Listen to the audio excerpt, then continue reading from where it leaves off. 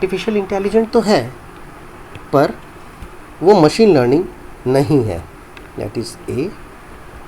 हम ये भी जानने की कोशिश करेंगे कि ऐसी कौन सी एग्जांपल्स हैं और केसेस हैं जो मशीन लर्निंग के अंतर्गत आता है पर वो डीप लर्निंग नहीं है। ये एक हाथ है और ये एक मेरी दूसरी हाथ है।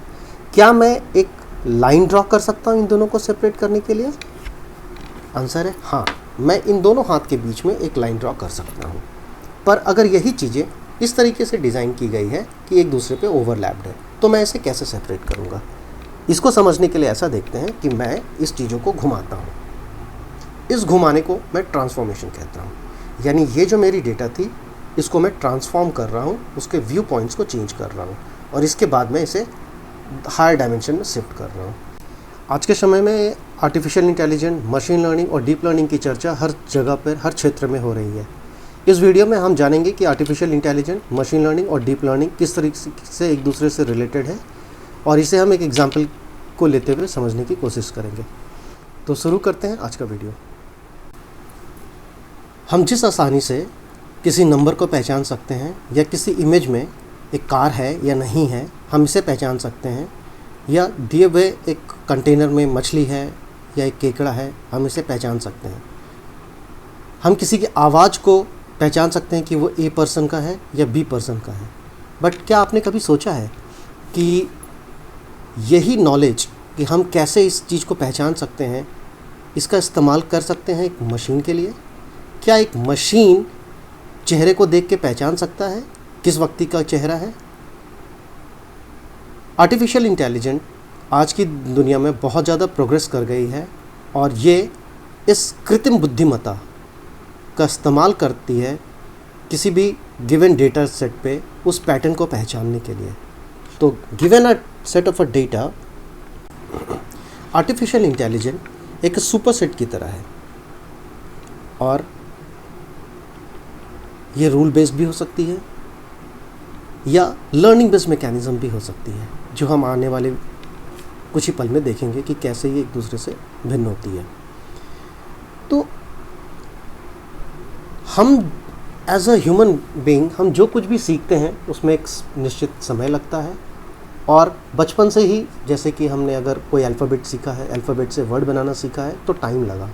अगर हमें एक कैरेक्टर रिकॉग्नाइज करनी है तो ये एक लंबे प्रक्रिया के तहत हम इन चीज़ों को सीख पाए।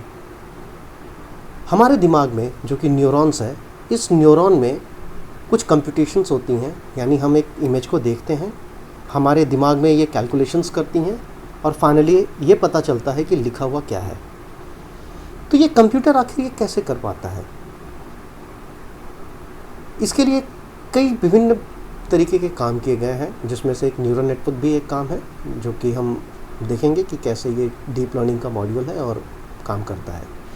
तो गिवन एक आर्टिफिशियल इंटेलिजेंट यानी कृत्रिम बुद्धिमत्ता करता क्या है? एक मशीन में एक बुद्धिमत्ता प्रदान की जाती है, यानी उसे एक इंटेलिजेंट बनाया जाता है a given set of data set पे। तो ये रूल बेस्ड भी हो सकता है और लर्निंग बेस्ड भी हो सकता है। तो गिवन ये एक आर्टिफिशियल इंटेलिजेंस का सुपर सेट है, मशीन लर्निंग इसके अंतर्गत आता है। तो ये है हमारा मशीन लर्निंग ML, और डीप लर्निंग इवन इसका सबसेट है, यह है डीप लर्निंग। इस वीडियो में हम ये जानने की कोशिश करेंगे कि ऐसी क्या चीज़ है जो आर्टिफिशियल इंटेलिजेंस तो है पर वो मशीन लर्निंग नहीं है, दैट इज़ ए। हम ये भी जानने की कोशिश करेंगे कि ऐसी कौन सी एग्जांपल्स हैं और केसेस हैं जो मशीन लर्निंग के अंतर्गत आता है पर वो डीप लर्निंग नहीं है, उसे हम केस बी मानते हैं। और सी में हम ऐसे एग्जांपल्स को देखेंगे जो डीप लर्निंग के अंतर्गत आता है। तो हम पहला केस को ऐसे समझते हैं कि हम कुछ रूल्स का इस्तेमाल करके हम उसे डिफ़ाइन कर सकें। एग्जाम्पल के लिए गिवन एक कार है हमारे पास और पीछे एक दीवार है। और जब हम कार को पार्क कर रहे हैं तो हम चाहते हैं सेंसर का इस्तेमाल करते हुए एक ऐसा टेक्नोलॉजी बनाएं कि अगर इस कार का डिस्टेंस इस दीवार के डिस्टेंस से डी डिस्टेंस को मेंटेन करता है, और अगर ये D distance if D is less than threshold then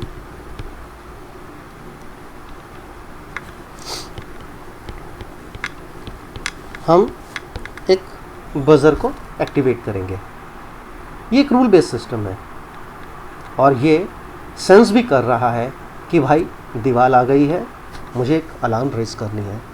ये एक एग्जांपल हो सकता है आर्टिफिशियल इंटेलिजेंट का, बट ये मशीन लर्निंग नहीं है। तो ये एक एग्जांपल थी हमारी केस ए का। अब हम देखेंगे case B, example of machine learning. इस मशीन लर्निंग एग्जाम जब हम कहते हैं तो इसमें एक वर्ड आता है मशीन प्लस लर्निंग। तो दूसरे ही पल मेरे दिमाग में एक सवाल उठता है, मशीन को लर्न कैसे करवाएं? तो होता क्या है, हम ऐसे समझते हैं कि हमारे पास बहुत सारे आम हैं और बहुत सारे सेब हैं। हम ये कोशिश करते हैं एक क्लासीफायर डिज़ाइन करने की। क्लासीफायर मतलब होती है सेपरेट करना, ए को बी से सेपरेट करना। तो अगर मैंगो है मेरे पास और एप्पल है, तो मैं चाहूँगा कि इन दोनों को सेपरेट कैसे किया जाए। तो इसको हम अलग अलग तरीके से कर सकते हैं।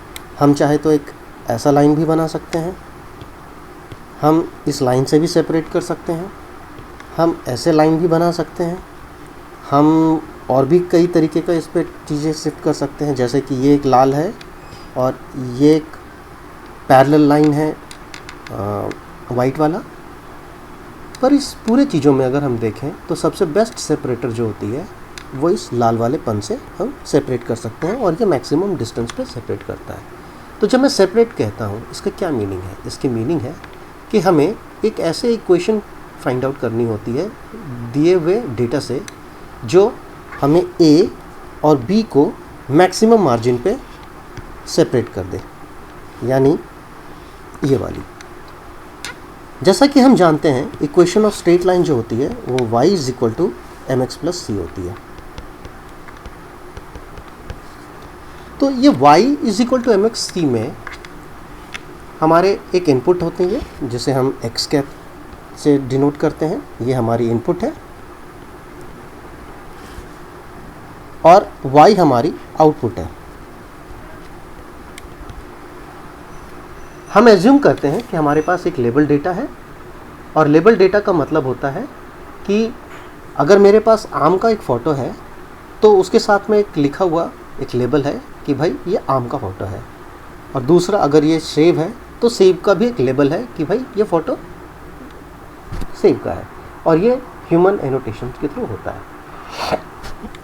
तो गिवन x, मेरे पास अगर x उपलब्ध है, बहुत सारे फ़ोटो हैं, मुझे नहीं पता वो आम है या सेब है, पर इस आम और सेब का फ़ोटो का इस्तेमाल करते हैं लेबल के साथ में।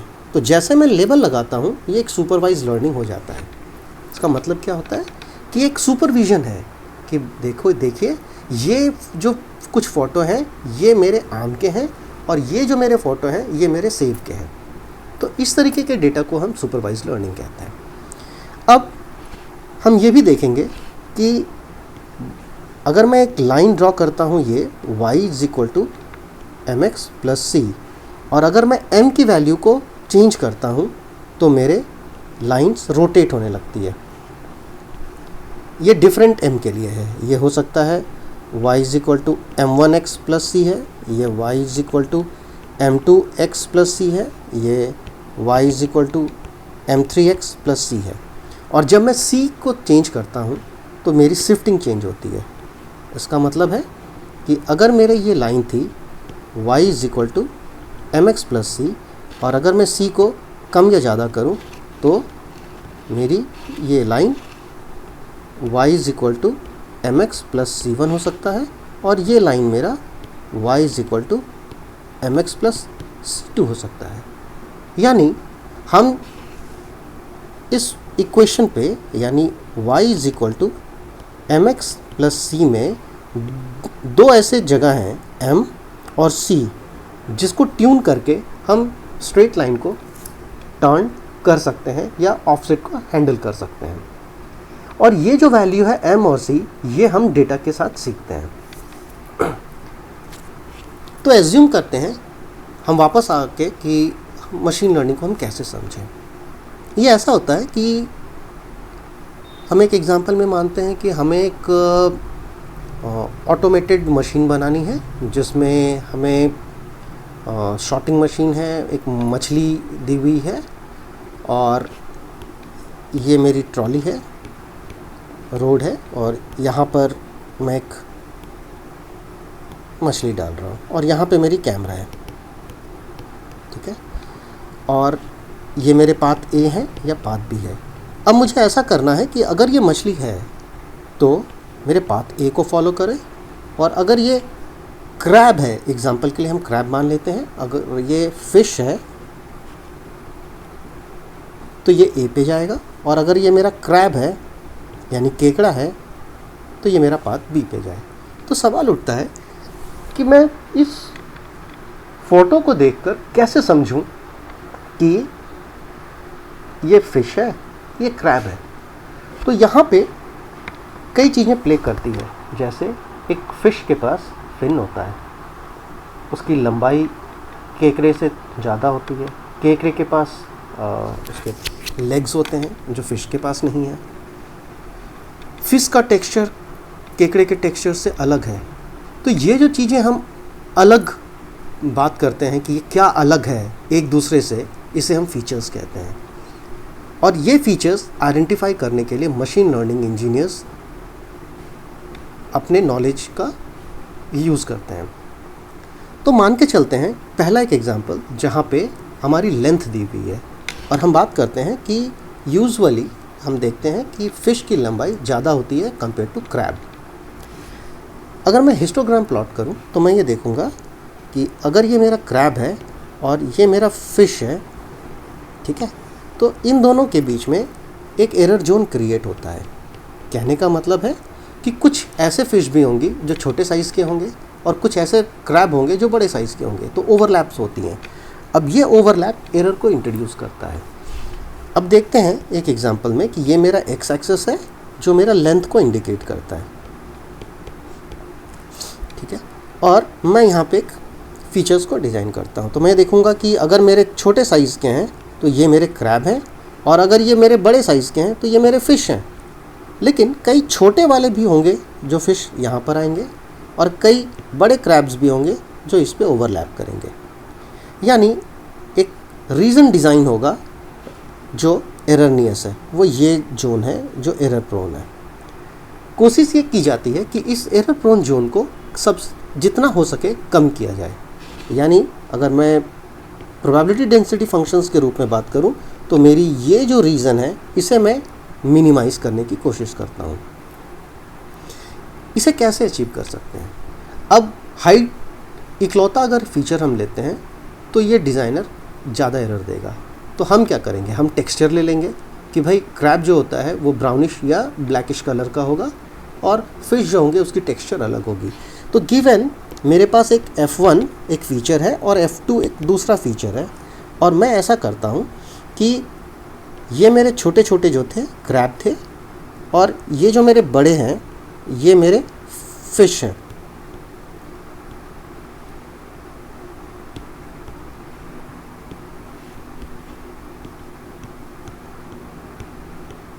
ठीक है, अब हम क्या देखते हैं कि ऐसा हो सकता है कि मेरे कुछ फिश छोटे साइज़ के हों, ठीक है, और ओवरलैपिंग भी। यानी अगर मैं 2 डायमेंशनल प्रोजेक्शन लूँ तो मेरी ये ऑब्जेक्ट यहाँ पर है और ये ऑब्जेक्ट हम देखेंगे रेड वाला यहाँ पर आता है, यानी इस जगह पे, और ब्लू वाला यहाँ पर आ रहा है, यानी ओवरलैपिंग है।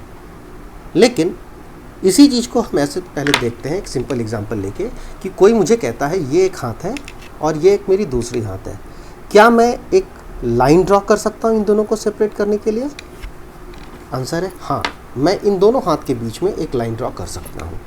पर अगर यही चीज़ें इस तरीके से डिज़ाइन की गई है कि एक दूसरे पे ओवरलैप्ड है, तो मैं इसे कैसे सेपरेट करूँगा?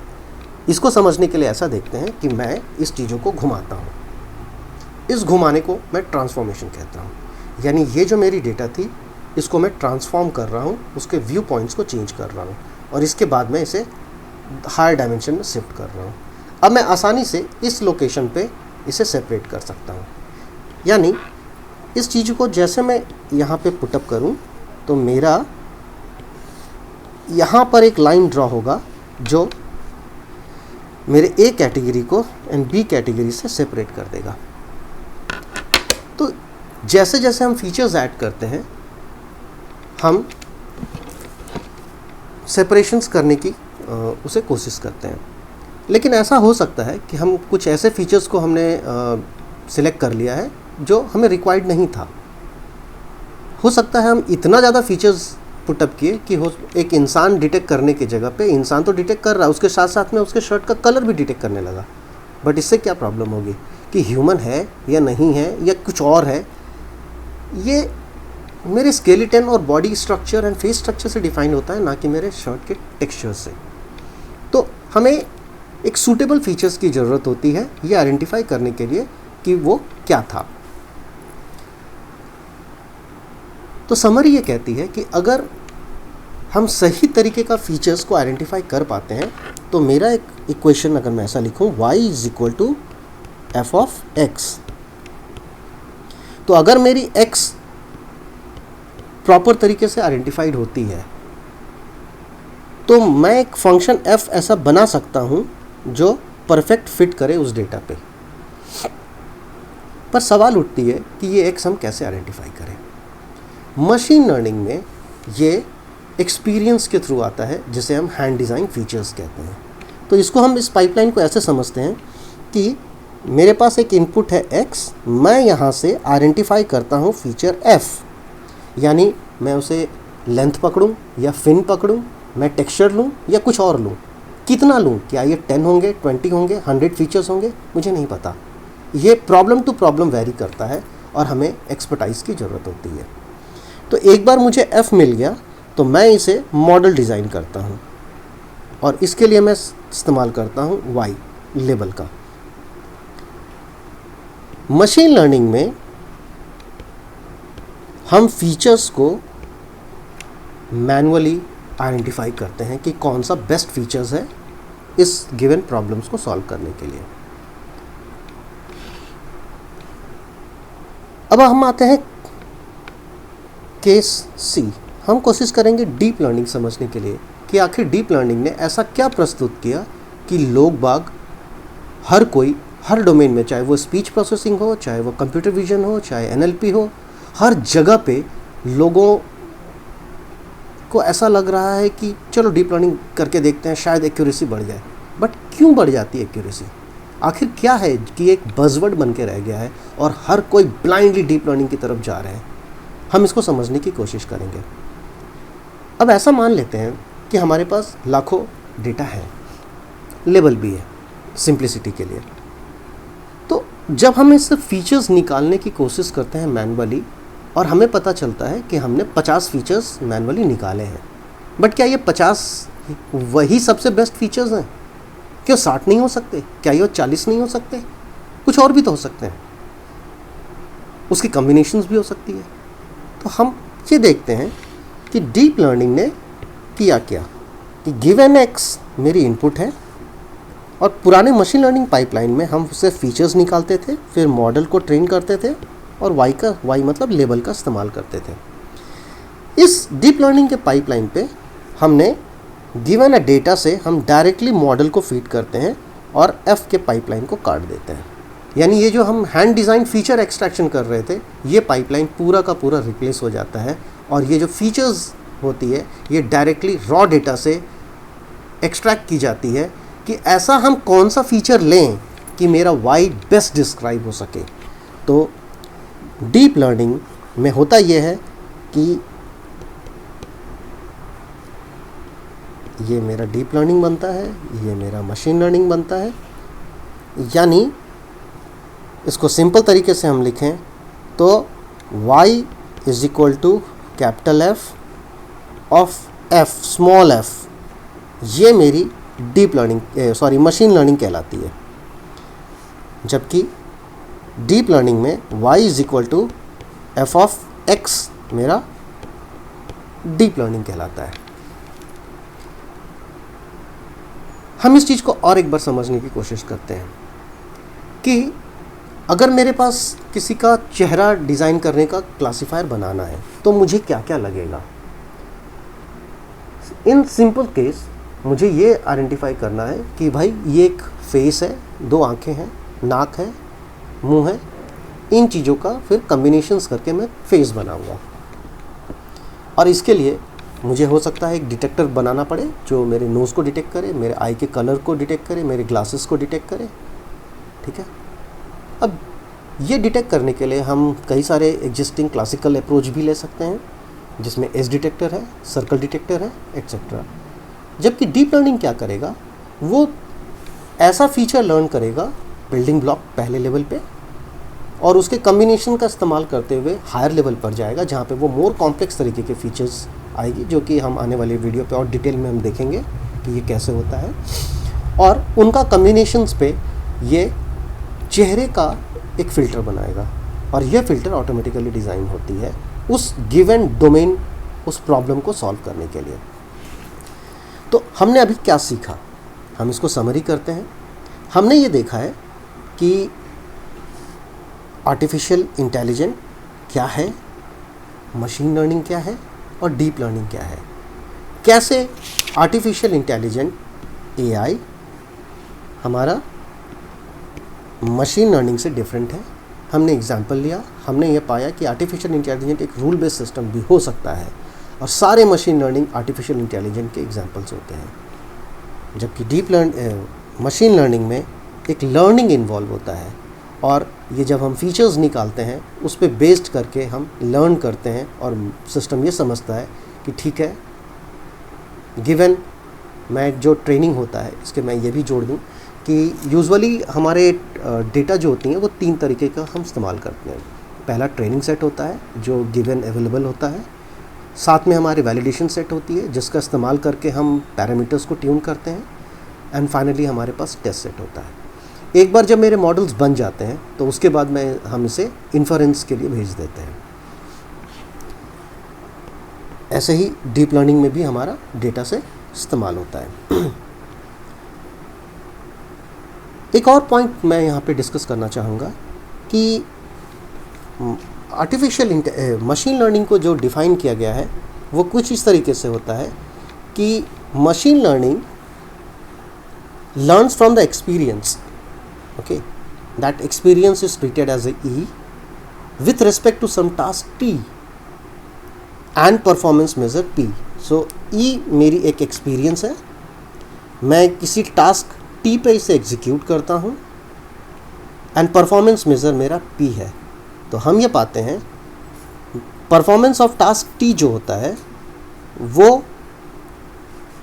ओवर द एक्सपीरियंस इंक्रीज करता है। यानी जैसे जैसे मेरा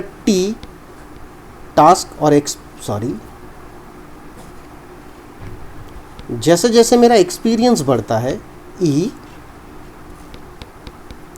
ठीक है, तो मेरे परफॉर्मेंस मेजर जो होती हैं वो ओवर द टाइम इंटरवल मेरे एक्सपीरियंस से बढ़ता है। जब मैं कह रहा हूँ मेरे एक्सपीरियंस, तो यहाँ पे मैं मशीन के बारे में कहना चाहूँगा। तो मशीन लर्निंग की एक्सपीरियंस ओवर द टाइम और ओवर द डेटा ये बढ़ता चलता है, और परफॉर्मेंस भी इंक्रीज़ होती चलती है।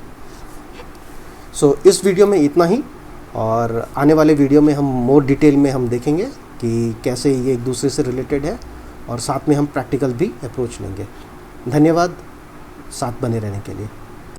जो लोग इंग्लिश भाषा में इस वीडियो को देखना चाहते हैं वो आई बटन जो यहाँ पर है को क्लिक करके डिमिस्टिफाइंग AI, machine learning and deep learning example को देख सकते हैं। धन्यवाद।